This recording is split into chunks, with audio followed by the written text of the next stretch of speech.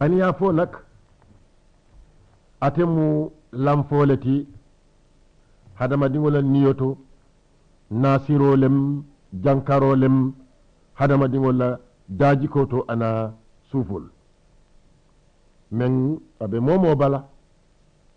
asi ala dani asa makoy ay jar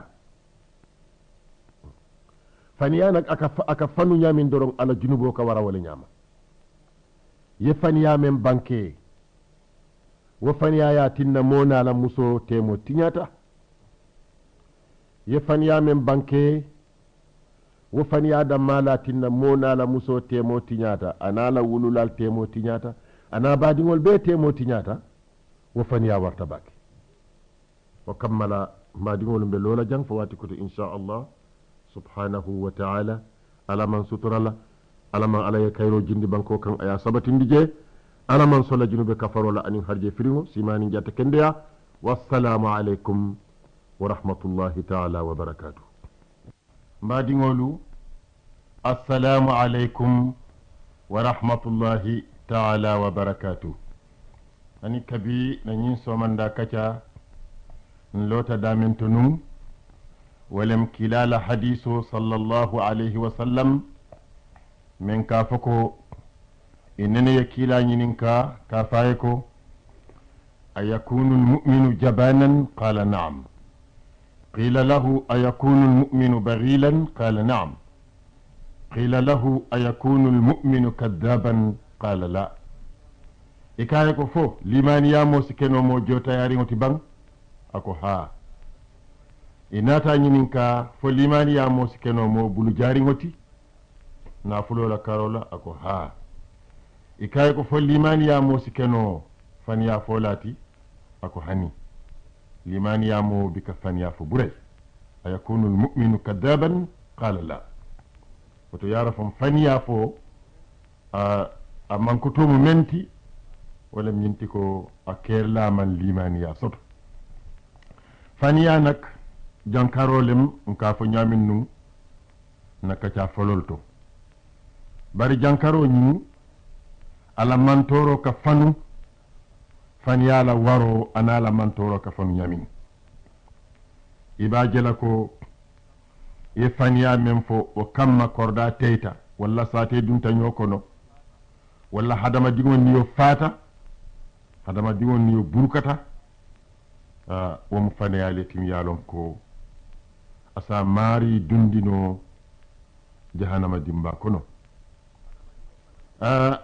hadama dimo fanan men tawta ka tumolu dada ka la alfalu kan kelni musolu wol fanan mo molleti men ila junubo warta bakere latinako dhul kharab wa الذي يتعمد سوق التهم إلى الكبراء من الرجال والنساء أولئك يرتكبون جرائم أشق على أصحابها وأسوأ عاقبة إكا جنوبو لبارا من أقول يتباكل أنه ألابا فرنسي كنو ما سيبوتي كتاو درون كفن دادا كتومو دادا كموتو من دي كنزنك أيات رامان فنك ساكونك مومي يالونكو الفالم إلى الكبراء كلا يا بنكي صلى الله عليه وسلم أكو نين سوتو تنبيلا مو فلان كان أكو ينين فونيكو ye hadama dingo men jenu ye hadama dingo men je kila ya je nyamin atele ya long fo ayaje sibole kono bang fo jernya koten nem bari ye nyine faye ko ye mo men jenu ikada fara na farata na karata doron isina ya fara kotenke ikaye ko womo mu faniya moletinu aka faniya le fonu faniya la katara wala nyama na ala saya kola ako isaja e faniya kilim fo wo faniya sa duni ka samba fo dinkira jamfari walla isa da faraje kana murundi fo jannin alkiyama lolu be sila amari be tara law batali kono atarata wo faniyal kono min yalon ko aketa faniyati min sa mari torano ولم كفانيا كدين ولا كارولا والكسب على دين الله من أقبح المنكرات كفانيا دادرون كافوك على اللي يافو ولا كلا لي ينفو أيا ترى إننا ما جدولاتو فانيا من أكابا كياتا أنو أمان تورو كجام فانو باكي كلا يا بانكي صلى الله عليه وسلم أكو ثلاثة لا يدخلون الجنة الصيق الزاني والإمام الكذاب والعيل المصهور أكو موسى والتدون الجنة بري ولم كيبا منك جينوكي إتاتا فويتيو كويتا ونيو نياما إتوتا جينوكو أنين المامو منك فنيافو bari ni ko almamo kitabol kono ñin dinkirato amanke ko momen ka mol salini mi sirolto de wolem ñaaton koti doron wal imamul kadhab alfa men ka fanyafo anin fuwaro men ka fanwara hadama dingolu kan kila sallallahu alayhi wa sallam ako ñin mo sabolu ite dunna aljanna ngafanon komanto sañi ko faniya dada doron kala alakan ikole tola al iftira ka fella alakan ko alala yafo ayatara man satalla mafo kila la yafo ayatara kila mafo sallallahu alaihi wasallam kila ya lonnun ko hadama dingol nene be kusatala ka fo ko atela yafo ayatara nene mawofo kila ya wallon nenu ولكن أنات حديثو ناتي كمثل مول دندلا كافويكم إن كذبا علي ليس ككذب على أحد فمن كذب علي متعمدا فليتبوأ مقعده من النار كلاكو مثل مول سيها كيلوتو كفانيا لانتكن محمد أنين فانيا كلمة ملند أكو كاتو misilme ye faniya dada ya lante kan andu amanke ko mistake tale fo itile tawta ako isalon ko ila palaso mu jahannama lati falyatabawwa maq'adahu min an-nar walakin faniyakil ni be kilala hadiso satala mi yalon ko yalom nimbandi ga kawla bari afornya akanate la arabu kawoto woto inyanta fala ko kila ya banke ñamin nun wonin tela bankero ka mununne walakin dol ka fako fima ma'naw ya hadiso la mahna samanan doron bari kana fako kila ya foten nun dan ko doron ka buri kila la ñin hadiso men ay men fako momo ye ku banke kon tele nga fo aya salam ma fo isi pare isa lon ko ila siramo be jahannam falyatabawwa maq'adahu min an-nar wonak wo mu dandalaro le timme misilmol be le tamu momo ka fako la ilaha illallah muhammadu rasulullah kila kete la dandala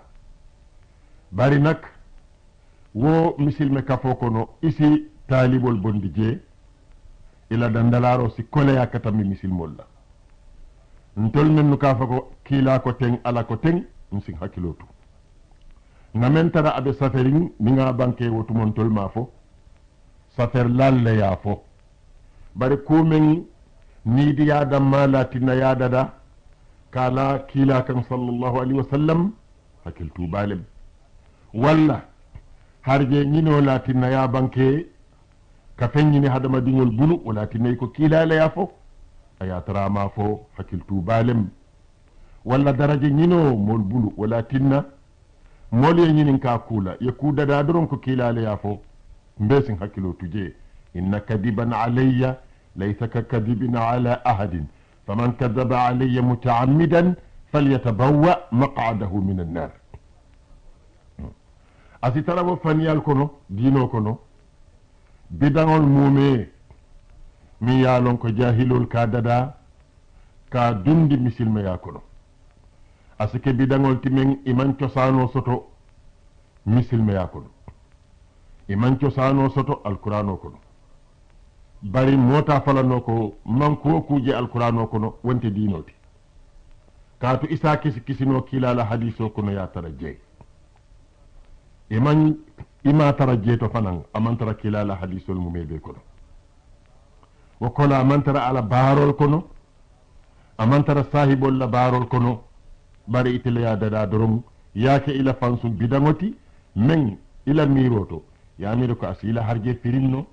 ye fensoto hadama dingol bulu walla asila darajo la fano yeke mo bati hadama dingol nyal la jero la anila tulol la moyro la wo mu fennatim ya lon ko ntol be insin hakilo tuje lakin wa yadkhulu fi hadha an-nitaq افتراء صائر ما ابتدعته الجهال وأقاموه على دين الله من محدثات لا أصل لها عدها العوام دينا إذا جنيا ددا يا دين مولا من من كران درون إمان دينو كران إسا متكو دينو لم وما هي بالدين آيات رامان كي دينوتي فتاحانو أن انتلو مدما حكيلتو بالم كلا صلى الله عليه وسلم أيومو سيفال فنان أين حكيلو بلندي ومو سيفال لا ko si bori la nga jam fila kila sallallahu alaihi wasallam ala mantol nyantatar la nyaawo nyama fo janni alkiyama lolu ala yayi tandala num walatinna kulate kala no men kila ma fonum sallallahu alaihi wasallam nyimmo sifalu mennuka ila fansun kumol dada ka foko kila la yafo ka dundi dino kono walla man satallala kuma kanolem ka dundi dino kono kila يكنكلا جنيكنا كلاكو يكون في آخر أمتي أناس دجالون كذابون يحدثونكم بما لم تسمعوا أنتم ولا آباؤكم فإياكم وإياهم لا يضلونكم ولا يفتنونكم كلاكو جمان لبنه موسيفال بسطلا من يالونكو إبكلا faniya balalti ibe kela molla min yalon ko ibe faniya dundi la ñokono bake isal kacandi kula men al nene ma moy altolu anal falu al mamol nene ma moy dino kono bari sol itol ti wona tali ako alal hakilol tude fa iyyakum wa iyyahum alal hakilol tuwo mo sifal la men ko kutol sambal yenan al nene ma moy dino kono al falu nene ma moy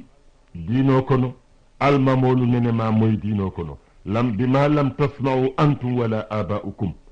kila kon sin hakiloto wo mo sifalla ako dukare al tol musulmolu wo molu kanal filindi e kanal bindi fanam fitino kono al tema onak alala yakul lollom alala ya lon kila ka jamano men fodum barin tolla jonya miro Mosa mirano ko wo jamano datitale wo jamano kumasatale ka tsani misilmo si kuma moy mi yalon ko akake kaba ko wolti hadama dingo si wuli doron ka tara dibo kono wo nyawo nyama asamira ko lampole babulu ka hadama dingol kumandi katare nyaato diya kuya tumo min na famo be dibo kono ni wato kono nimmo kilimbe kacala fondin kelem bari dina dun kelem akonye ko nte jakal tabak kabirin sama boyta banko kan ntebe sate men kono akonye ko lungo lung fitironi safo ikabele kafu ka salinyola ya long semma wo sabu fo nyaton ko min ya long ko amankaran ando aman son ko amankaran to nyato nyamo si to nyafo dum ni ya moy ko fitironi safo mosa be kafuno sona ya kamma bari saratol libije ani dalilolu non be koyrin lew kila ya tamandi wo nyamanu sahibol ya tamandi wo nyamanu wala be safirin kitabol kono annene man falin ite samaye boy banko kan dorom yesa fo ni fitiro nakindi nyokam lungolum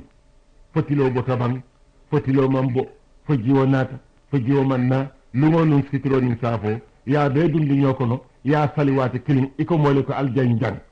o mu kulete men kala kuyata wona gote banna bi lungola ntol mo sifalu nketa mo sifalti sin sa fa kon tolu nka hadamadiŋol muta ke kuruntu diyakuya na filo kono tuma men nan ɓe filili hakkil tubalem misilmeya diinolem men ye yamaro di ko nsi toñata nga tutu na misilme diŋolu sondomol kono nsa jiibon fanan fo toña ye kebaya aye diŋ aye ke nafati nañi hadiso mutu abdullah ibn amir bulu akon te bama nene en kumandi ati abdullah ayatara kilaɓe sirin sallallahu alaihi wasallam akonye ko na hinninna kilaɓe deyrin fo kabirin futata kila kaye ko ila fita mune diyala dindigo ñing ila fita mune dilala muso kaye ko nla fita tamare le diyala kila kaye ko ha asike woti de ni man fen diyala ila ñing kuma kango iba safele ko faniyalem ibe junubo soto la jede ya jede hani ka dindigo kuma ni ka faye ko hinninna aya tara ka nene yara fam faniyalem wuti misilme ya sa muta ko ye faniyale fo katu kilale ya banke sallallahu alaihi wasallam ako abdullahi ba maye ko ni man fendi abdullahi la nun fo yara fan ika nenele iba safele ko ye faniyale fo to yara fa hani dindigo ni ba nenela kana nene nin kula mi yalon ko faniyalem katu ni ka nene wo nyama tumando bato asi keba ya wakono soma asamira ko faniya manke tanodi mbadi ngolu wato banta nsi lojang fo wati ko ten alaman alayen dema alama man satalla yen sutura alama man satalla ye gambia banko so kayro la anim barako anim misilma bankol mum e bela wassalamu alaikum wa rahmatullahi ta'ala wa barakatuh mbadi ngolu assalamu alaikum wa rahmatullahi ta'ala wa barakatuh hani kabi mbe bunda men kono num mbe wala kono walem nyintiko misilmo si fereke ay ke toña folati misilmo si fereke aka toña bara mbe wo bundale kono num lota damento num walem hadiso men abdullahi ya fila ako abama nene ya kumandi ka faye ko hinninna aya tara kilaɓe sirin kila nata muso ñinin ka akaye koye lafita mune dilala akaye ko tamarele ɓen bulu lafita dilala kila kaye ko wallahi na tara nun imam fen diyala den nun isa safeye ayke faniyati ke batu jeeɗe kutibat alayka kadbatun yeñin mutani kabi abi hurairata bulu ayamuta kila bulu sallallahu alayhi wa sallam ako kila yeñin banke ko man qala li sabiyin taala hak thumma lam yu'tihi fahiya kadbatun momo ko dindiŋoye ko nañin kamma dindiŋo naata futa imam fen diyala parce que koy ka nenele num ako iba safele ko yeffaniyale fo ñin dinkira misilmo si korosiro ki je bake ko kilaye nuto siyake yam foti je wululalla bal nin faalu ko isi diŋol kulu toña kan a baaro doyata ñawo ñama toñale ñanta funtila je a keta saranoti ñawo ñama toñale ñanta sarala duuma fo ñin kamma dindiŋo si keɓaya asike moti men ye toña muta ka jankundi ka toña muta ka buña isi fantambindi fanan faniya fola kuluro kawo sabule mosa fantambindi faniya fola nin wonte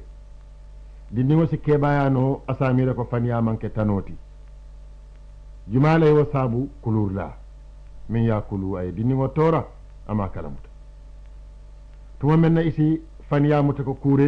kundinnem aya tara wa huwa inda allahi azim ala ma fa kule mi yalon ka warta baki o kamala hani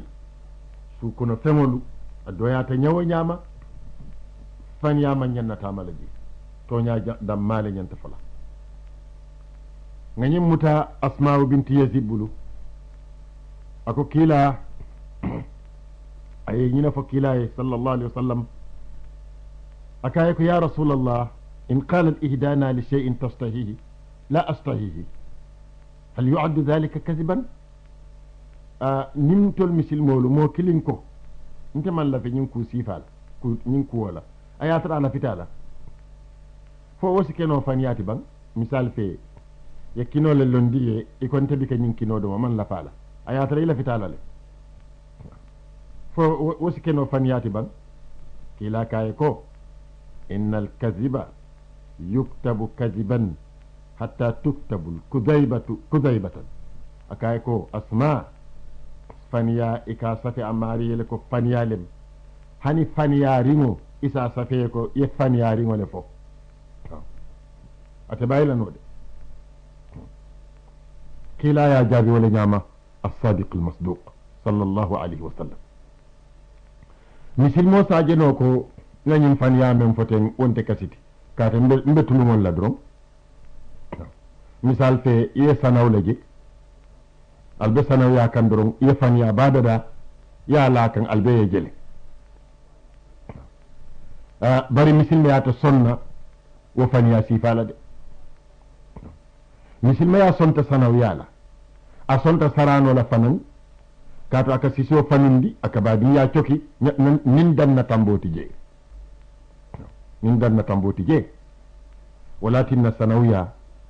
atamata dawoda dron ya tamandi wollo dulato a ñantal loola soɓe yaye commencé ni wonte dron danna tambole kana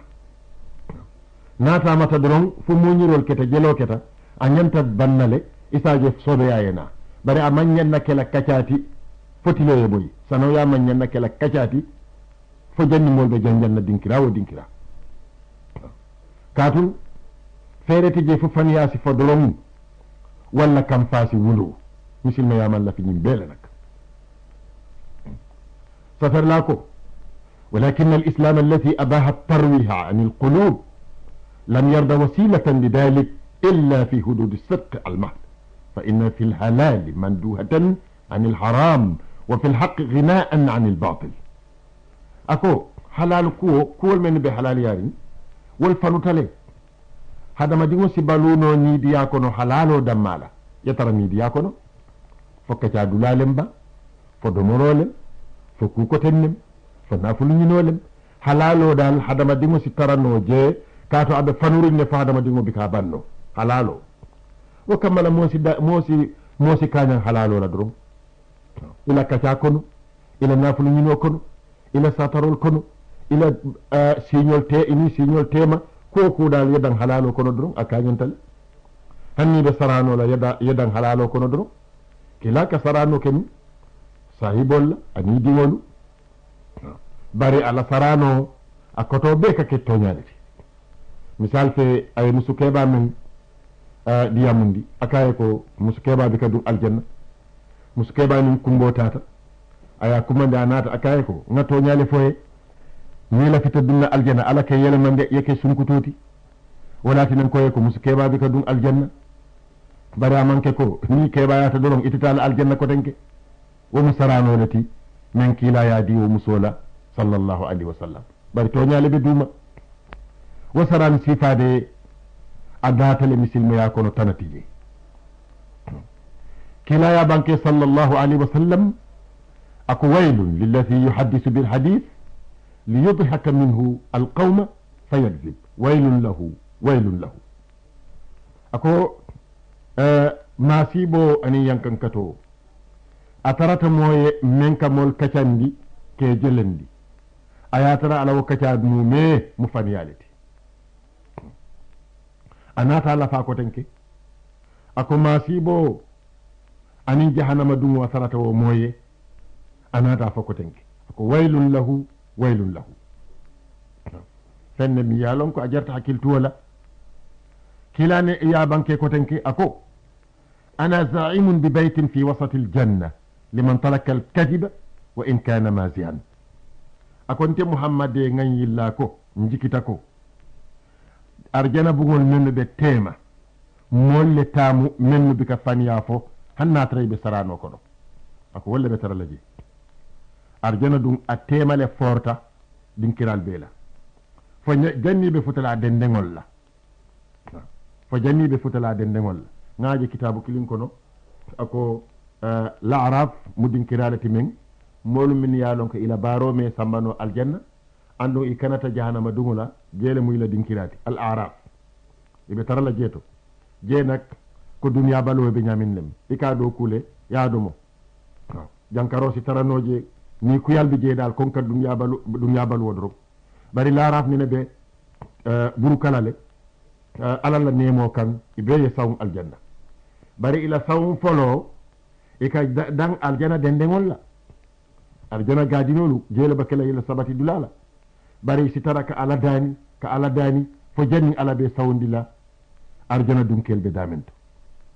walatina duwa ɓe teyata hani arjana kono duwa si taranoje ka ala dani misilmo si tara ala danola doron ala lafita walla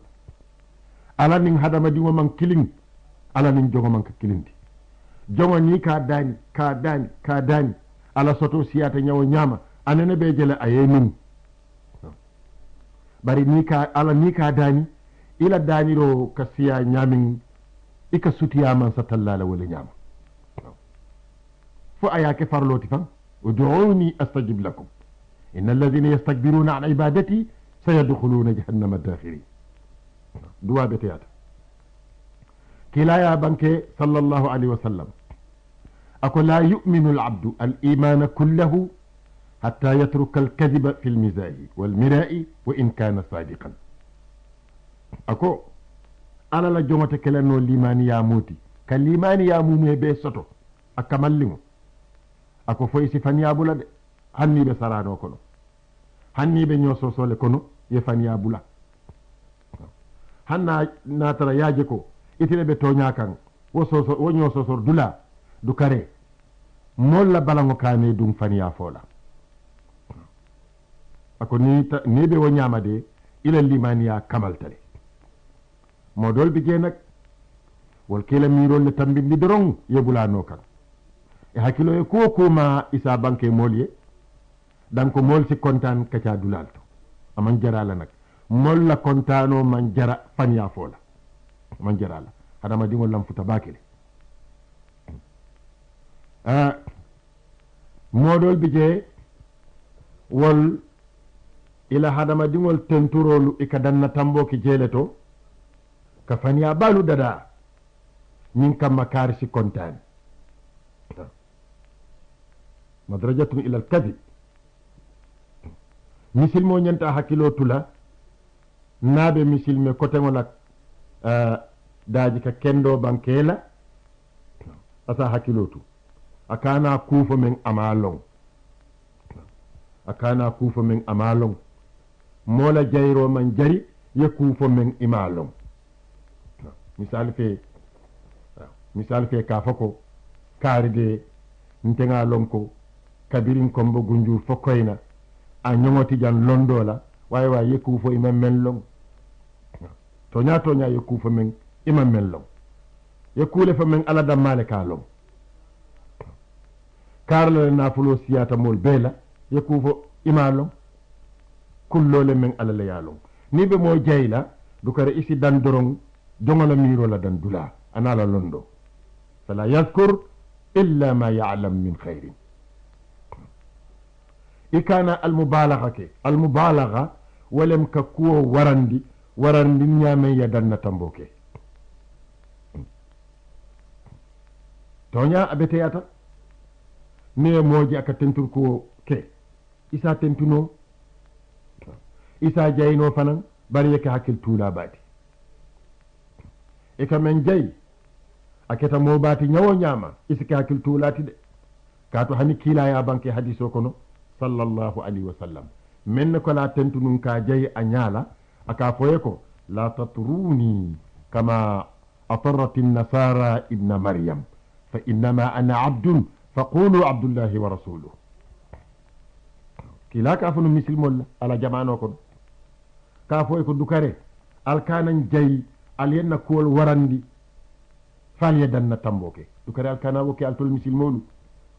alyedanna tamboke ko Isa ibn Maryam